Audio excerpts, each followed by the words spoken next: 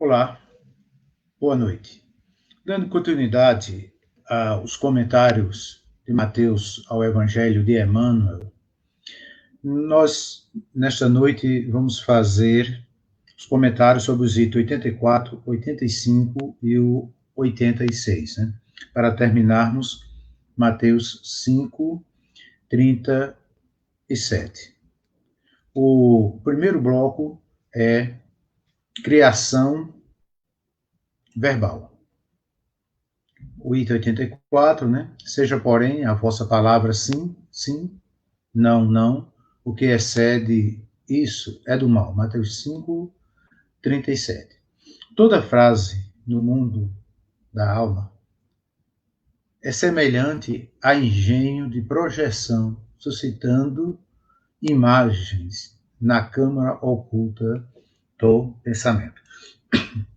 O nosso querido mentor Emmanuel, ele nos chama para essa reflexão espiritual, que as nossas palavras, ela têm um poder tremendo de criar.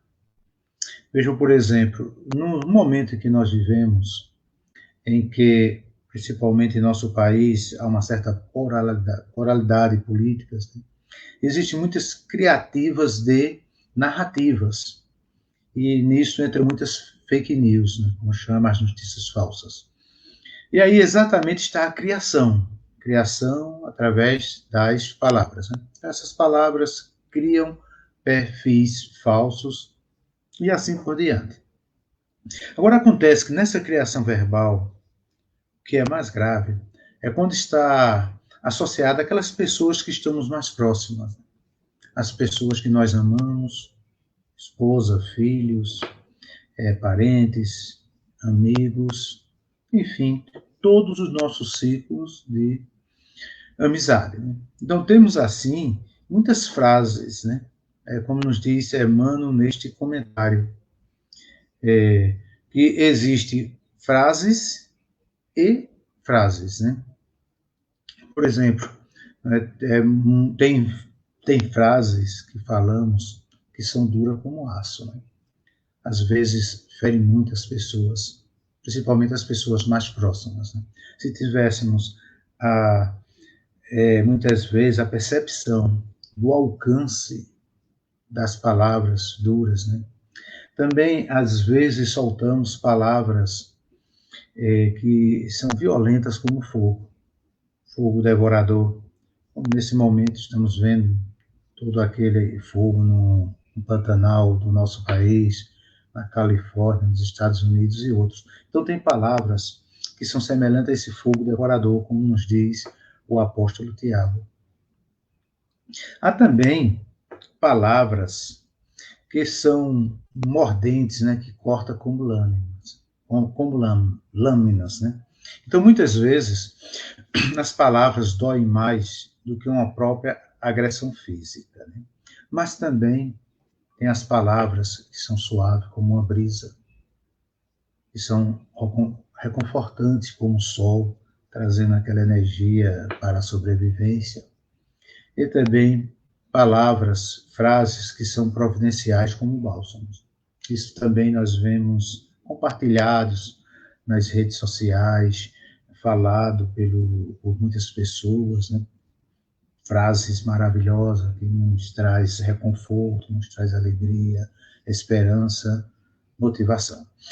Então, à vista disso tudo, todos nós carregamos um estoque verbalístico de palavras boas e palavras ruins.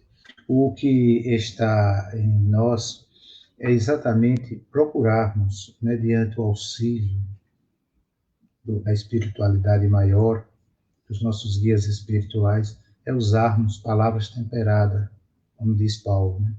Palavras que possam edificar. Existem as palavras de bênçãos, existem as palavras de luz, existem as palavras de esperanças, as palavras de alegrias, de promessas, de realizações, palavras de consolo, mas também existem as palavras problemas, palavras de trevas, palavras de armadilhas.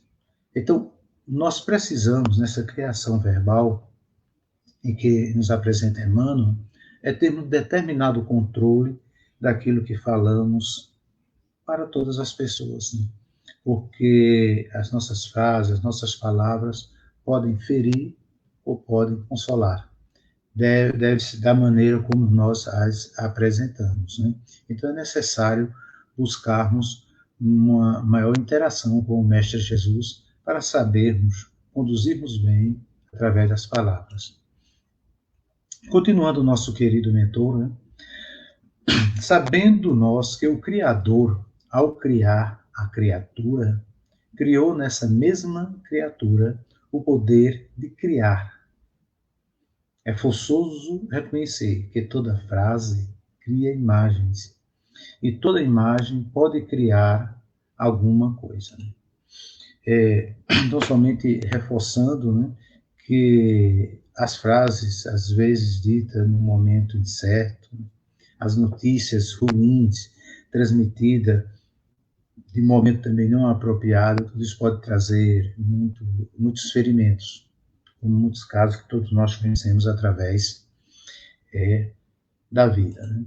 E concluindo neste comentário 84, né, saibamos assim compor as nossas frases com as nossas melhores palavras, nascidas de nossos melhores sentimentos, porque toda peça verbal rende luz ou sombra, felicidade ou sofrimento, bem ou mal, para aquele que lhe faz o lançamento na criação.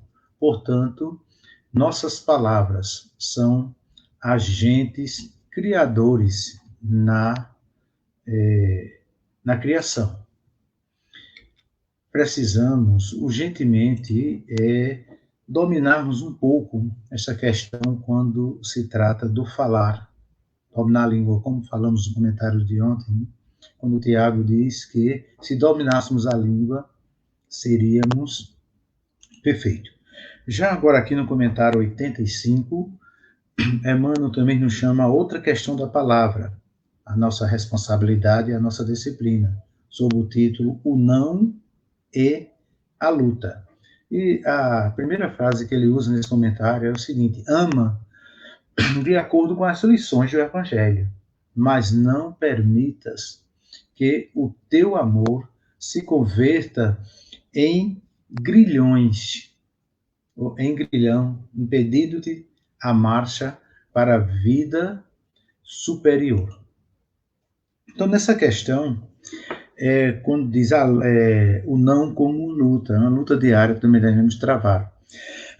Principalmente dos pais para com os filhos, né? Muitas vezes as suas palavras têm que ser não, porque trata-se do melhor na disciplina, na criação e na formação do jovem, a formação da criança. Ela precisa entender e precisa compreender os limites, né?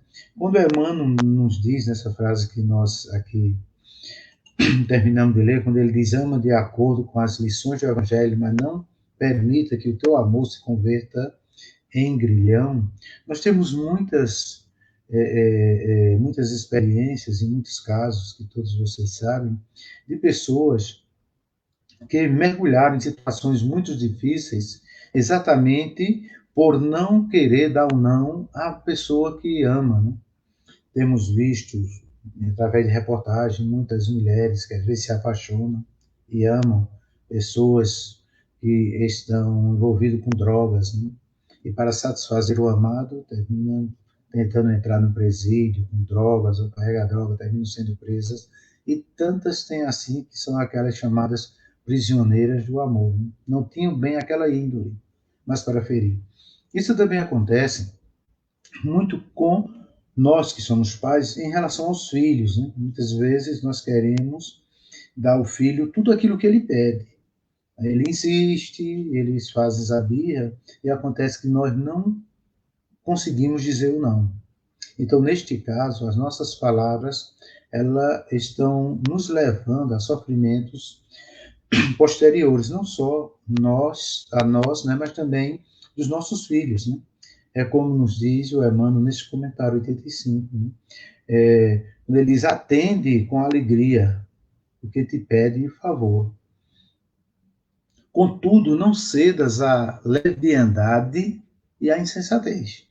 Então é necessário determinada racionalidade, mesmo quando vamos servir, né? Não é simplesmente atender a todo aquele que pede, mas é pedir o que é correto, pedir o que é certo. Muitas vezes é preciso contrariar para que o auxílio legítimo se não perca. É urgente reconhecermos que a negativa salutar jamais perturba. Ela é um fato de elevação.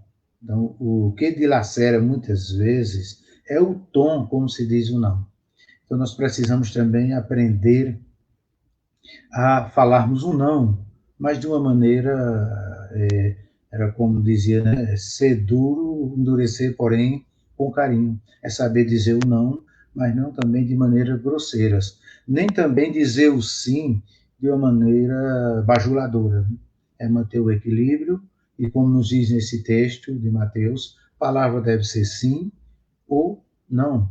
Não tentar florir demais estas questões, ter determinada sensibilidade para falar exatamente aquilo que é certo. Evidentemente, muitas vezes a pessoa fala pensando que é certo, né? Nem todos nós não temos o mesmo nível evolutivo. Então, tem pessoas, às vezes, que agem de maneira desavisadas e terminam, muitas vezes, fazendo aquilo que não seria para ser feito. Né? Então, nós precisamos realmente buscarmos este equilíbrio. Veja mais o que nos diz o nosso querido mentor. O sim pode ser muito agradável em todas as situações. Todavia, o não, em determinados setores da luta humana, é mais construtivo. Né? Em outras palavras, é como se ele dissesse para nós aqui: olha, vocês precisam aprender a dizer não para o crime, para a perfeição, também dizer não para determinados hábitos dos filhos, principalmente são aqueles que estão sob nossas responsabilidades quando encarnados. Né? Então, nós precisamos, muitas vezes, dizermos não a muitas atitudes, né? Com palavras firmes, porém, palavras carinhosas. E continuando nosso querido mentor, né, tanto quanto o sim deve ser pronunciado sem incenso bajulatório, o não deve ser sem aspereza. Então, precisamos dosar o equilíbrio dessas palavras. E ninguém melhor do que o exemplo do nosso mestre Jesus Cristo. Então, muitas vezes, é preciso contrariar para que o auxílio legítimo se não perca. Né? Então, seja o nosso falar, como nos diz nesse versículo, né, se ensina ou não, recomenda o Evangelho. Né? Para concordar ou recusar, todavia ninguém precisa ser de mel ou fel, nenhuma coisa, nenhum dos dois extremos. Bastará lembrarmos que Jesus, o Mestre, o Senhor, não só ensinou pelo que falava, mas também pelo que fazia. Né? Então, nós também devemos deixar os nossos exemplos como palavras vivas através do que falamos. Né? Aqui concluindo nesse comentário 85, as maneiras, na maior parte das ocasiões, dizem mais que as palavras. Né? Então, são verdadeiras palavras. Está no capítulo com o nosso. Né? E seguindo aqui para o próximo, né? Que é o comentário 86, né? Verbo e atitude. Né?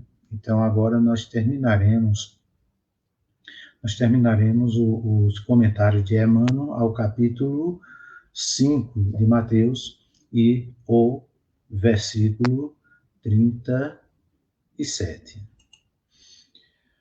Então, muito bem. Disse certa vez um grande filósofo, né? fala para que eu te veja.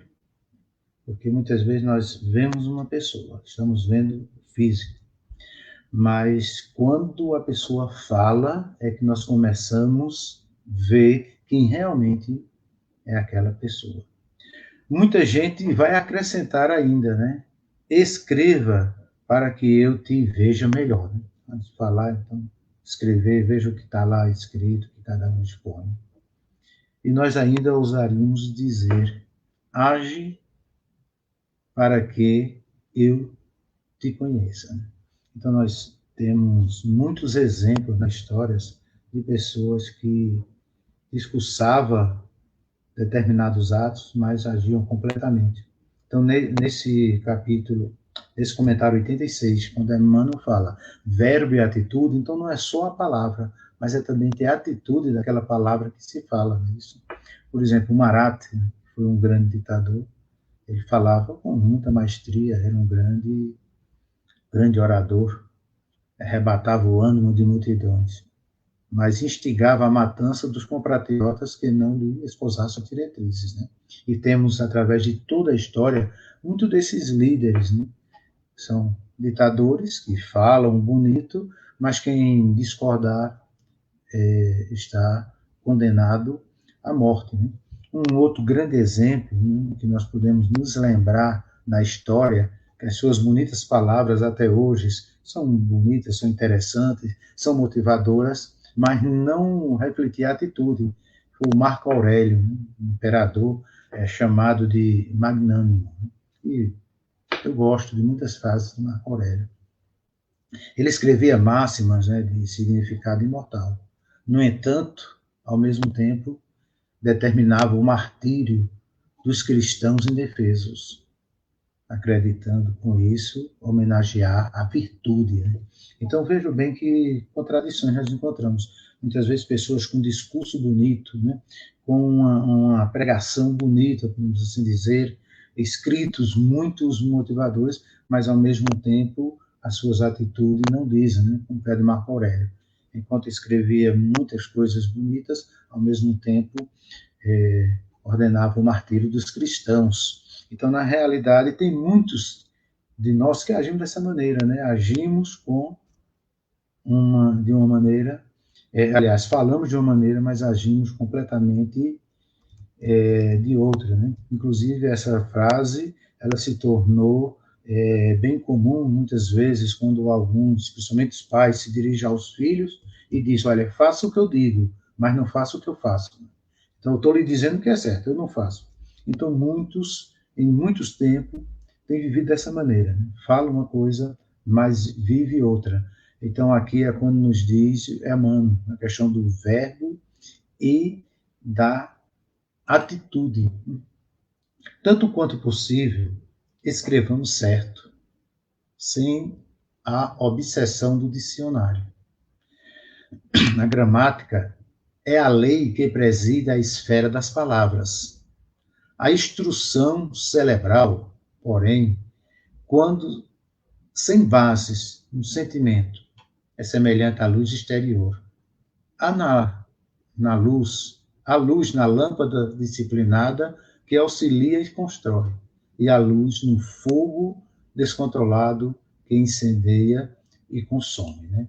Então, nós precisamos ter esse equilíbrio, ter essa dosagem naquilo que nós falamos, naquilo que nós agimos, porque na realidade a luz, tanto na lamparina, ou assim como for, mas também há no fogo. Né? Há no fogo também. O navio, como se diz, é muito importante, mas é preciso ver o rumo para o qual se encaminha o leme.